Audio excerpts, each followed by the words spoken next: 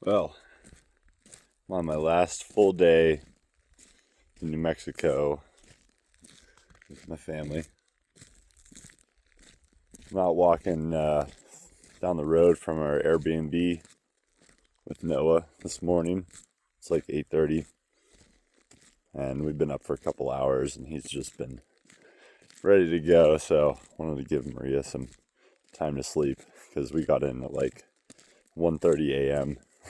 from the masquerade ball, which was the conclusion of the Good Medicine Confluence. And yeah, my voice is a little hoarse from howling, and whew, yeah, that was a good time. That was a really, really good time.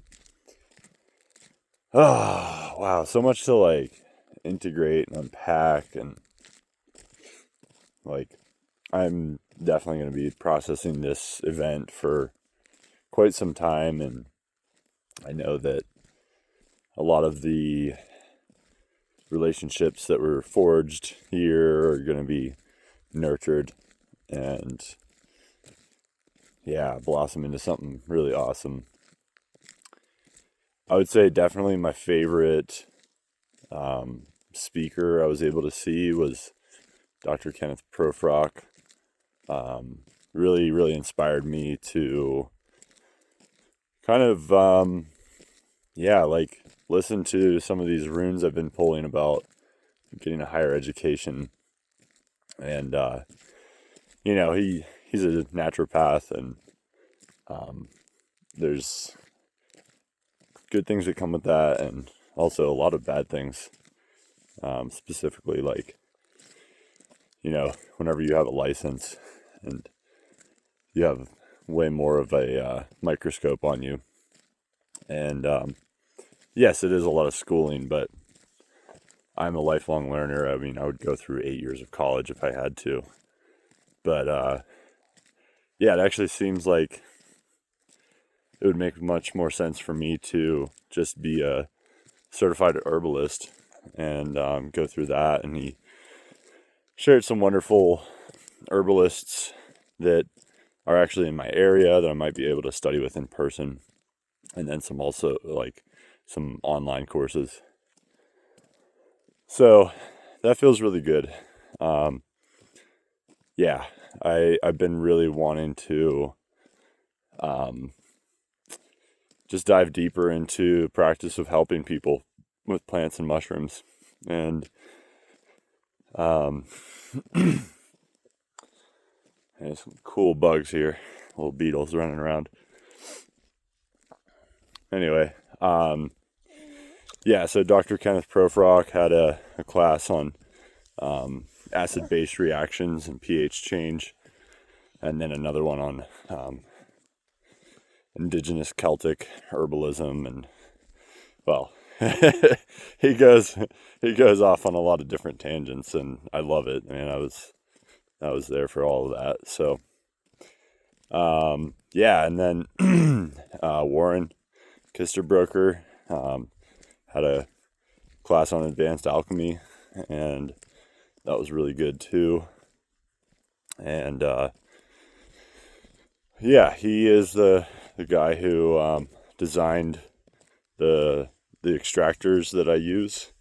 So it was really cool to finally meet him in person and hang out. And he was also DJing the Masquerade Ball last night, so we were having a good time, snorting tobacco juice. And yeah, I had my Green Man Cernunos mask. That was a lot of fun to wear, and everybody was all dressed up in fairy costumes and animal costumes and deities and whatnot. And yeah, also really good to see my friend Ash Ritter, fellow Amanita associate. We work for the mushrooms, and just you find people like that, and you're like, okay, yeah, cool. You're my kind of weird.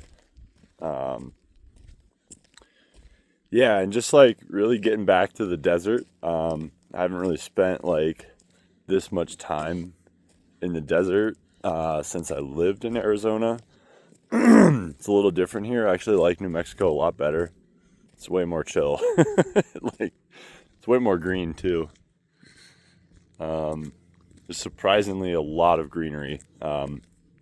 Yeah, like I'm in the northern part, so southern New Mexico is definitely like pretty barren. But yeah, what else?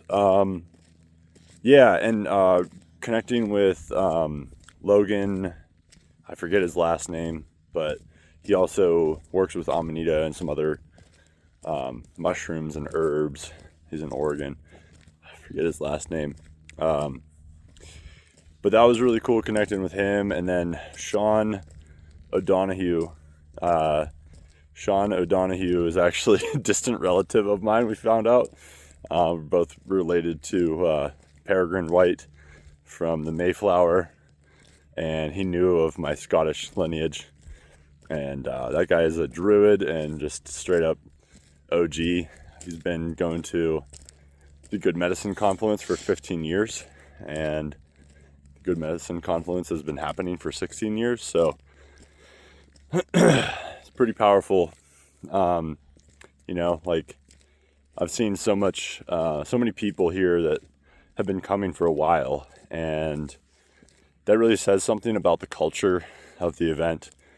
Whenever you have the same people coming year after year after year, that really, large, solid core group. Check out this cactus.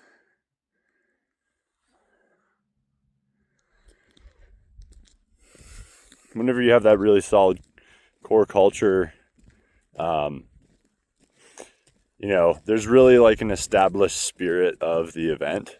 And, whenever you have events that cycle through people year after year and there's new people there, and it kind of makes you wonder, like, why people aren't coming back, or really what the whole purpose of the event is, and why they do what they do.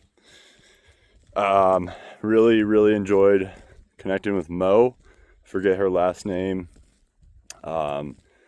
Really devoted alchemist. Super humble, and like really just devoted to her craft. Very cool. She's going to be doing a lot more teachings, I think. She's going on like a little tour right now, so that was cool to connect with her. I got some really good spagyrics from her.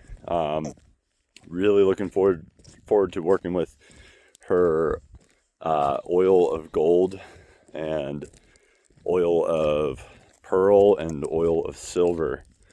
I've never had the opportunity to work with these metal spagyric preparations, and I know that they're high quality. I know that she's really devoted to what she does, and she also tests for heavy metals, which is very important because that's if you're not doing it right, you can definitely harm yourself or somebody.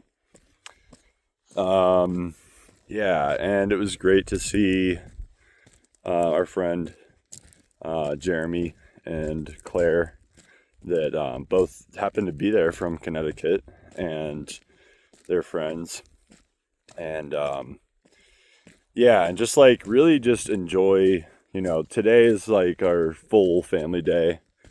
We're gonna really enjoy a lot more family time together. It's been pretty chaotic. I taught 2 classes, one on Sunday. I taught Amanita Muscaria from Miss the Medicine, and that was super powerful. Actually, like, we do this guided meditation in the beginning, and I've done this a lot, and not much has changed in how I do it, but I noticed that like different groups can go deeper than others, and this one was the deepest for sure. I mean, we were getting to like childhood innocence reclamation and trauma and all sorts of stuff, and people were really sharing a lot of beautiful feedback too. And it was cool because I don't really talk a whole lot in the beginning about what I feel Amanita is about, or what other people have shared their experience with Amanita is about. And these people just knew, like they just tapped into the energy of Amanita. Another thing that was cool was like, I asked people too after the meditation, like, whenever you hear the word Amanita Muscaria, what do you think? And it's like, a lot of people think like Super Mario or Alice in Wonderland, and it's like, that's all fine. But like, I asked these people and they're like, sleep, trauma, depression, anxiety, and like that it works with those, not causes them. So that was really fucking cool, because I was like, man, this is like an herbalist convention mostly, or confluence. But like, it's just Good Medicine Confluence. It's, it's mushrooms and herbs. And there's certainly been people who have been coming for years to talk about Amanita. And that's just a really, it's like, I really feel like I found a very, very, like, I felt like I was like home. I felt like I was with my people. And, I'm all the way here in New Mexico, and I'm not planning to move here. But like, man, I will come back every year, and I'll promote it and encourage everybody to go who is really looking for a high quality event that really focuses on the sanctity, and the sacredness of these good medicines that are on this beautiful earth. And and then the next class I taught was Mushroom and Herbal Extraction 101 from Folklore to Lab Tech. So going through basically, the most basic kitchen equipment, the most basic way to prepare a tincture, and then all the way up to some of the fancy lab equipment that I use, and, the steps in between, and how we mirror nature with extraction equipment, and how we're not so different from nature. We are nature. So that was a really good class too. I also shipped out a bunch of my products, and they all arrived late, but they came throughout the festival. I kept getting packages throughout the festival, so I stocked my table with a little bit more as they came in. And that was really cool. We sold a lot of products, and I gave away Amanita mushrooms in the beginning, and a lot of people really enjoyed that, and did a lot of really cool trades, and just met great people. So so we're near Abiqui, or Bequi, Abiqui, I forget. I think it's Abiqui. We're near there right now, and we're gonna do some stuff today. We're gonna hang out and just really enjoy some slow family time. And what else? Well, if you're watching this, I already proposed to her, so I'm planning on proposing to Maria today. Maybe on the matrimony trail in Ghost Ranch. So if you're seeing this, she said yes, and I did it. Anyway, just gonna take a moment.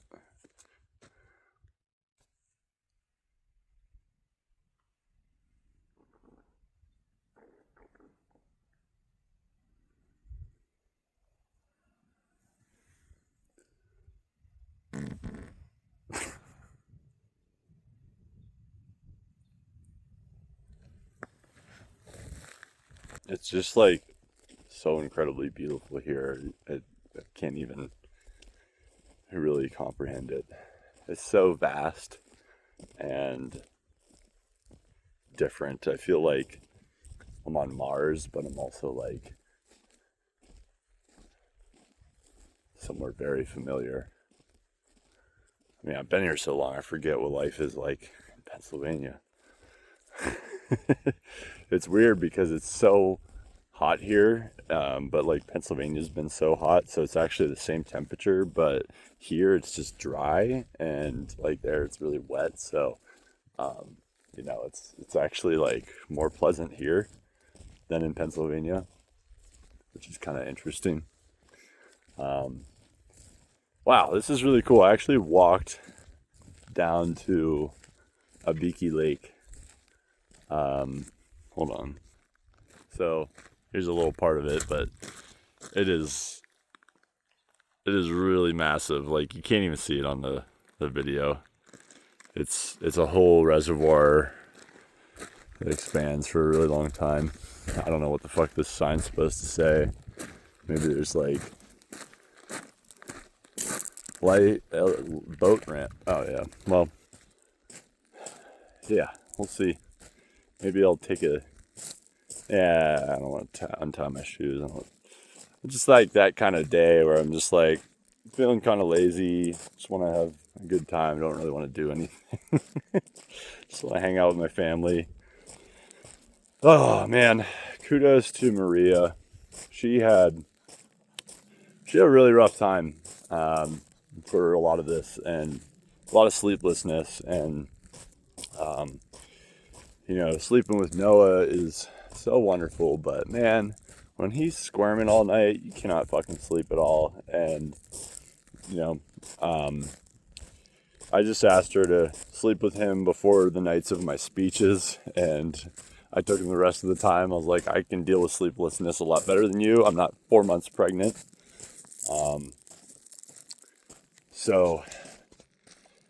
But yeah, it's, I'm so proud of her for wanting to do this, and, not regretting it, and just, knowing it was going to be difficult and making her way through. And a lot of people helped out with Noah too. Like, if we need somebody to hold him for a little bit, that was really helpful. And, yeah, just like really had a strong sense of community. And I feel that a lot with like a lot of festivals. I go to a lot of different mushroom festivals, have a good time, and it was really cool to like only know like 4 or 5 people here, and just like feel very, very much at home. So, fly on me. Saw a lot of cute little kangaroo rats, kangaroo mice or whatever.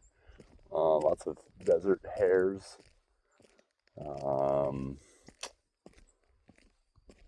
Lizards. Ow! Pinching my nipple. Nipple pincher. Oh, what else?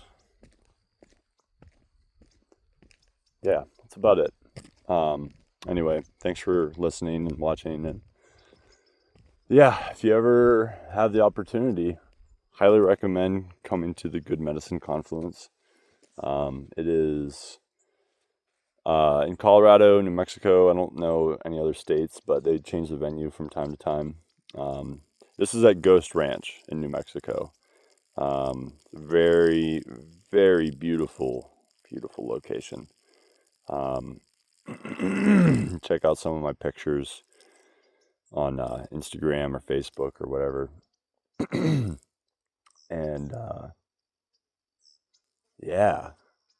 And this is pretty cool too. Check this out.